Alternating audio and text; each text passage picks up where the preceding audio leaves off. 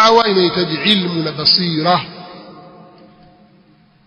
Si masala ya watu amesoma huku, amekaa amesikiliza huku, hajulikani katika vikao vya elimu, wala hajasoma katika marahili za kiilmu, hajahudhuria katika durus za ilmu kwa muda na akaleleka katika ilmu, babaisha tu mara amesimama amekuwa shekhe.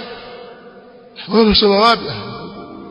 La hivyo, kwa sababu kasoma vitabu vya Kiingereza vya Kizungu vimeandikwa huko, basi Bulughul Marami ya Kizungu na Sahih al-Bukhari, basi akija hapo atakuwa changanya watu na kizungu chake. Dini haipeleki namna hiyo. Na hicho kizungu chako ulichosoma, unaweza kuwa daktari wewe? Kuna jambo gani lijazungumzwa huko kwenye Google huko? Unaweza kuwa daktari wewe? Unaweza kuwa muhandisi wewe kwa sababu umesikia tu?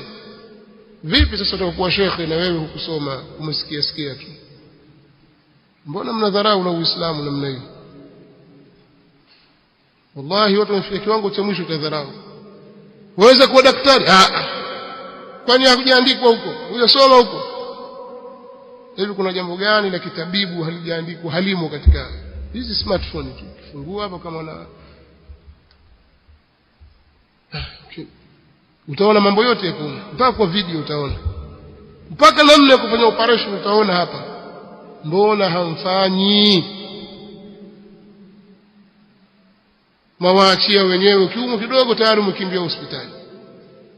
Dini kwa sababu umesikia mauidha au maneno fulani huko kwa YouTube, sasa atakutuletea tabu msikitini. Wajifanya wajua sana, na wewe ni shekhe, wataka kusema. Wallahi watu hawa walikuwa wanastahili bakora za Umar ibn al-Khattab radhiyallahu ta'ala anhu.